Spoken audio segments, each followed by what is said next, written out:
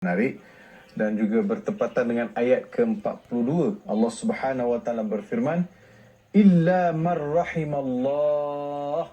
Tadi ayat sebelum ni apa? Ayat sebelum ni Allah Subhanahu wa taala sebut la yughni maulan am maulan syai'a wala hum yunsarun. Allah beritahu no. Pada ayat tersebut no syafaat, no recommendation from your brother, from your sister, from your best friend, no. Nothing. Tak ada siapa yang boleh tolong antara satu sama lain. Itu umum je begitu. Itu statement umum. Tapi perinciannya, illa man rahimallah. Perinciannya adalah melainkan mereka yang diberi rahmat oleh Allah. Rahimallah maksudnya orang yang dibelas kasihani oleh Allah Subhanahu wa taala. Must have something. Mesti ada sesuatu berlaku dalam hidup dia. Lalu Allah keluarkan dia daripada kelompok yang tak dapat syafaat, jadi dapat syafaat. Sebab itu ada kalimat illa. Cuba kita perhatikan illa. Illa di pangkal ayat. Yalah Ustaz, illa habis tu kenapa nak bincang pula illa lah. Tak. Dia illa ini dia sama ada dia menjadi istisna munqati' ataupun istisna muttasil. Ini sudut bahasa ibu ayah. Dan sudut bahasa illa dia ada dua keadaan. Pertama sekali istisna munqati', keduanya istisna muttasil. Muttasil maksud, kalau muttasil dia cerita sebelum tu dan cerita akan datang ni, dia punya statement tu dia ada kesinambungan. Satu lagi munqati', terputus. Istisna munqati'. Yang ni istisna munqati'. Maksudnya grup yang Allah nak sebut ni tak ada kaitan dengan grup yang pertama tadi, yang tak dapat syafaat. Maksudnya grup ayat 41 tadi, la yughni, kan? Wala yughni, apa yang Allah sebut? Yauma la yughni maulan am maulan syai'a. Jadi itu golongan yang tak dapat, langsung tak dapat, tapi Allah beri istisna. Perincian tadi tu adalah dipanggil istisna munqati', tak ada kaitan pun dengan orang sebelum itu. Ini grup yang baru. Illa man rahimallah, melainkan mereka yang dirahmati oleh Allah. Maksudnya mesti ada something yang happen dalam hidup dia sehingga Tuhan keluarkan dia. Saya ambil satu cerita. Malik bin Dinar ni dia seorang tabi'in. Dikatakan Malik bin Dinar ini kerja dia ialah menjadi polis pasar. Kira penguatkuasa di pasar lah. Dia kerja PBT. Malik bin Dinar ni. Dan dia ni kaki mabuk. Suka minum. Pada satu hari dia jumpa seorang lelaki yang beli buah-buahan nak balik ke rumah. Masa nak balik tu ada orang rampas. Ada orang cuba berlakukan ganas kepada lelaki yang beli buah nak bawa balik ke rumah untuk anak-anak dia. Jadi Malik bin Dinar yang polis kat situ, dia jadi polis, dia pergilah tolong lelaki tu dan dia hantar lelaki tu sampai ke rumah. Masa lelaki yang beli buah tu sampai di rumah, anak-anak kecil berkejaran ke pintu. Hakim anak berapa tahun? 10 bulan tak? 10 bulan, belum lagi bekerja. Saya bekerja kan? Nanti kalau dia dah 7, 5, 6 tahun kan, tengok dia kerja hakim. Kan? Abah balik dia bekerja kan. Macam itulah. Bila lelaki ni balik ke rumah bawa buah-buahan, anak-anak bekerja, abah balik kan. Jadi Malik bin Dinar yang ada di situ timbul perasaan, aku pun nak kahwin lah, ada anak macam best je. Dia pun kahwin, dapat anak, tapi masih lagi terus minum. Jadi polis pasar pun masih lagi minum. Bila anak dia bernama Fatimah, umur sampai 2 tahun, sampai umur 2 tahun, tiap kali bapak dia pegang cawan nak minum arak, anak dia akan tepis. Jatuh cawan. Tiap kali minum, begitulah anak tu akan tepis. Jadi Malik bin Dinar faham, anak dia tak suka kot. Dia pun berhenti minum. Saya nak sebut ni siapa yang rahimah tadi tu, rahimallah tadi, siapa yang dirahmati Allah. Saya nak pergi ke situ. Jadi Malik bin Dinar ni kata mungkin anak aku tak suka kot, dia pun stop minum. Dalam beberapa tempoh, Fatimah jatuh sakit. Bila sakit, Fatimah meninggal. Lepas meninggal, Malik bin Dinar menjadi lebih dahsyat minum dia. Lebih teruk dia minum daripada sebelumnya. Sebab dia kecewa, sedih, anak dia yang kecil sudah meninggal kan. Jadi mabuk. Tiap-tiap hari mabuk dengan dahsyat. Pada satu hari dalam mabuk tu dia mimpi. Dalam mimpi tu, Allah gambarkan, dia berada di padang mahsyar, di kawasan yang lapang. Macam padang mahsyar lah, di kawasan lapang. Lepas tu dia sedang, bila berada di padang mahsyar tu, ada ular yang besar sedang kejar dia untuk telan dia. Dia lari. Di hadapan Nun jauh di situ nampak ada seorang lelaki tua. Ada nampak lelaki tua, kurus. Nampak seorang lelaki lah, kata seorang lelaki yang tua, kurus. Dia, sampai dekat pakcik dia kata, pakcik tolong saya pakcik, ada ular kejar saya pakcik. Pakcik dia kata, minta maaf nak, aku tak boleh tolong kau. Lepas tu ular tu semakin mendekat, dia lari lagi, jumpa lagi pakcik tua lain pula.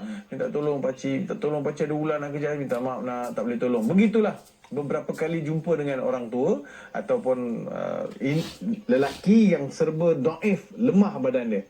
Sampai hujung tu dinding dia. Dinding. Tembok lah, tembok. Bila sampai di situ, ular sedang mengejar ni. Lalu bila sampai dekat dinding tu, dia sempat dengar ada bunyi budak-budak di sebalik tembok tu. Riang-ria kanak-kanak. Dia pun lompat panjat masuk ke sebelah sana. Dia dapati bila sampai situ, dia dah sampai di kalangan budak-budak ni. Ada budak kata, Fatimah bapak engkau. Wah. Masih di sebelah tembok, dia boleh dengar dah. Dia nampak macam ada suara anak dia. Itu yang dia naik panjat pergi sebelah sana. Budak-budak kecil kata, Fatimah bapak engkau datang. Fatimah dah arwah dah kan? Fatimah pun datang bekerja. Ayah, apa khabar ayah, apa khabar? Dia dapat jumpa ayah dia balik kan? Dia seronok. Dalam mimpi dapat balik jumpa. Lepas tu ayah dia duduk. Malik bin dia duduk. Anak dia yang dah arwah ni, yang dilihat ni, di padang mahsyar ni, anak dia yang nama Fatimah ni duduk atas riba bapak dia. Baring atas riba bapak dia pun usap. Sembang dapat jumpa anak. Kan? Dia usap. Dia kata, Fatimah, abang nak tanya. Apa benda yang abang lihat tadi? Ada ular kejar. Itulah dosa abah yang abah buat. Semakin hari semakin membesar. Dia sedang menunggu untuk menelan abah. Habis lelaki tua yang abah jumpa tu siapa? Lelaki tua yang abah jumpa itulah amalan abah yang semakin hari semakin kecil. Semakin hari semakin kurus. Maksudnya di hadapan dosa yang abah buat dengan amalan yang abah buat, amalan tu tak boleh beri syafaat. Sehinggalah ayah jumpa dengan saya. Sekarang ayah selamat, ular tu tak kejaya. Sebab ayah dapat syafaat dengan kematian saya. Subhanallah. Ayah dapat syafaat dengan kematian saya. Kalaulah saya tidak meninggal masa kecil ayah, yang ni pun ayah tak dapat. Subhanallah. So ini yang dinamakan illa mar rahimallah. Ini yang disebut sebagai melainkan mereka yang telah dirahmati oleh Allah. So apa yang Allah rahmatkan lelaki tadi tu, Malik bin Dinar, adalah dengan beri syafaat kematian anak dia. Sebab itu Malik bin Dinar selepas mimpi tu dia terjaga, dia jadi sebaik-baik manusia, dia berhenti minum, dia jadi tabi'in, sehingga hadis-hadis, riwayat-riwayat diambil daripada Malik bin Dinar. Siapa sangka seorang lelaki yang peminum arak, seorang lelaki yang seorang yang tak baik, sekarang sudah tersenal daripada kalangan tabi'in yang begitu tinggi ilmu, darjat dan kedudukannya. Tapi cerita itu benar. Di akhirat apa yang diperlihatkan kepada Malik bin Dinar. Jadi sama juga kita ibu ayah. Maksudnya apa syafaat yang kita boleh cari? Syafaat yang paling besar syafaat Al-Quran. Iqra'ul Quran fa innahu ya'ti yaumal qiyamati syafi'an li ashabi. Baca Quran. Quran akan datang memberi syafaat ketika kita bersin dalam kubur. Begitu juga dengan hafaz Al-Quran. Baca Al-Quran. Bila kita dibangkitkan di akhirat besok, kita akan diberi kedudukan mengikut banyak mana kita hafal Quran. Itu yang kedua. Yang ketiga, kalau ada anak-anak, hantar pergi hafiz Al-Quran. Anak-anak ni yang hafaz Quran juga boleh beri syafaat kepada ibu ayah mereka. Begitu juga dengan yang paling terakhir, kalau semua tak dapat buat, cintalah Nabi SAW. Sayanglah Nabi SAW. Ikutlah ajaran Nabi Muhammad SAW. Semoga kita dapat syafaat Nabi Muhammad SAW. Ya, game. Jadi boleh jadi manusia inilah cara-cara dia ada illa marrahimullah. Jadi kita boleh jadi sekarang ni kita ada 1.7 billion orang beragama Islam. Adakah 1.7 bilion ini semua ikut Nabi Muhammad SAW? Akhirnya kena tolak tu. Kena tolak yang dekat pusat-pusat serenti, yang dekat penjaga orang Islam, yang kat situ, yang kat sini, yang jadi pelbagai keadaan. Jadi pada 1.7 bilion tu berapa pula jumlah yang betul-betul ikut Nabi Muhammad SAW? Hakim, persoalan syafaat. Syafaat Nabi Muhammad SAW, dia adalah perkara yang orang kita kena faham.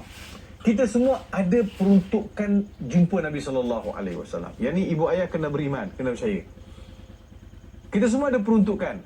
Kalau tidak, adalah tidak adil bagi umat akhir zaman ini yang tidak diberi peluang untuk jumpa Nabi SAW. Beruntunglah umat-umat zaman Nabi SAW. Mereka dapat jumpa Nabi, bersama siang, petang, pagi, malam, pergi berjihad. Jadi mereka ada peluang, mereka ada jumpa Nabi. Wahai Rasulullah, doakan kami. Wahai Rasulullah, mohonlah ampunan ke atas kami. Semua itu mereka dapat. Yang kita ni, sedangkan Nabi sebut kita lah umat yang terbaik. Kenapa kita terbaik? Sebab kita tak jumpa Nabi, tapi kita beriman dengan Nabi SAW. Betul kan? Jadi kita ada satu peruntukan akan dibawa jumpa Nabi Muhammad SAW. So kita kena get ready. Jadi tak semualah pula illa man rahimahullah, melainkan mereka yang telah dirahmati oleh Allah. Dalam senarai akan dibawa menghadap Nabi Muhammad SAW, belum tentu nama kita ada. Kenapa jadi tak ada? Kau pergi ikut Muhammad ke? Tak ada pun. Nampak gaya macam kau lebih ikut pengikut lain kan?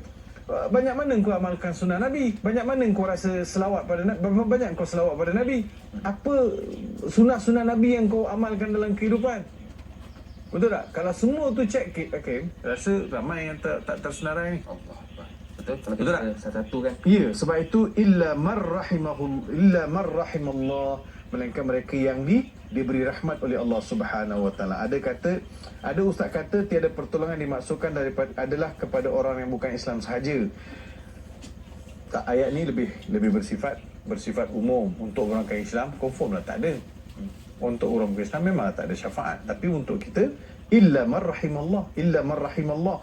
Kalau untuk orang kafir, pastinya ayat ni tidak berbunyi begini kan? Betul. Innahu huwal azizur rahim. Sesungguhnya Allah jualah yang maha kuasa lagi maha mengasihani. Mana kata Ustaz, rugi besar bagi orang yang tidak mendapat syafaat. Sebab itu kalau boleh kita usahalah. Tadi Ustaz dah kongsikan beberapa amalan yang boleh kita lakukan untuk mendapat syafaat, iaitu baca Quran, hantar anak pergi hafal Quran, dan banyak lagi benda yang boleh kita lakukan untuk kita memperolehi syafaat di akhirat kelak.